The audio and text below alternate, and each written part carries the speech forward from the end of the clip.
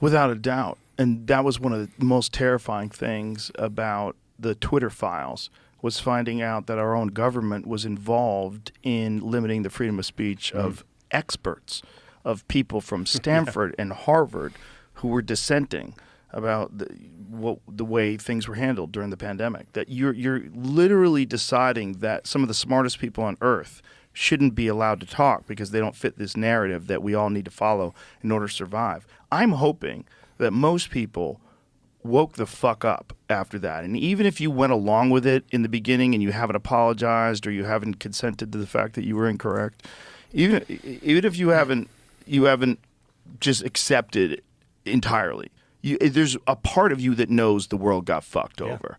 There's a part of you that knows. So when some more nonsense comes around, maybe hold the line a little better this time. Yeah. And maybe next time when you're forced to adhere to very specific rules that are designed to save us from whatever thing that they have going on, whether like starvation. We have to give all the farms over to the government because we can't allow people to decide how much food gets made and how much. Yeah, then you have North Korea. Yeah, then it's a slippery fucking slope, kids. But it's interesting to hear you say that, Joe, because one thing I've realized with COVID-19 is that there's this real culture of amnesia has set in. I was thinking about this recently. I was thinking when I hang out with friends and family members and have a drink or whatever, I was thinking it's really weird. No one ever talks about lockdown. You know, when you meet friends, right, you will say, do you remember that thing that happened 5 years ago? Do you remember that thing that you kind of go down memory lane and you talk about things that happened in the past? I was thinking it's so interesting that so few of the normal people I know, so not people in the media, not people who are on podcasts, not people who are involved in political discussion like we are, normal people never go down the memory lane of lockdown and COVID. It's like it's become this black spot in people's minds. And I think it's because people don't like what they became during that period.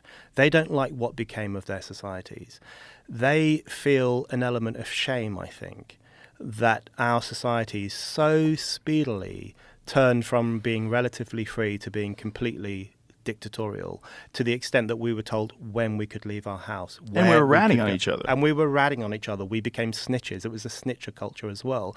And even I have had elements of amnesia setting in. So every now and then I remember things that happened in the UK, like people, the authorities put yellow tape on park benches so that you wouldn't be able to sit on a bench.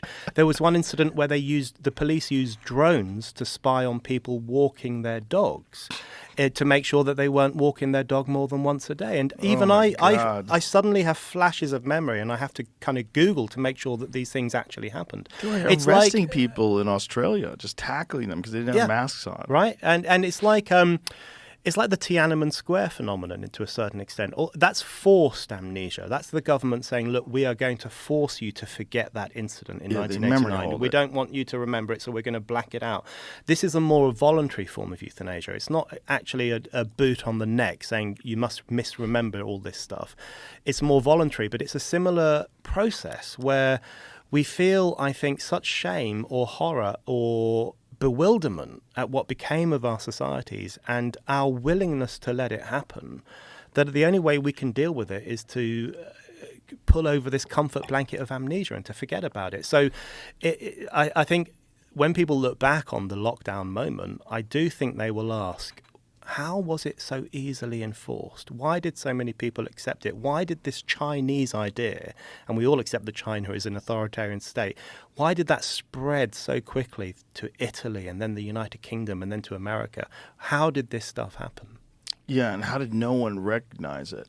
Yeah. And everyone sort of complied. Even public intellectuals fearfully complied. Didn't in any way question that maybe this is like every other time that something big has come up.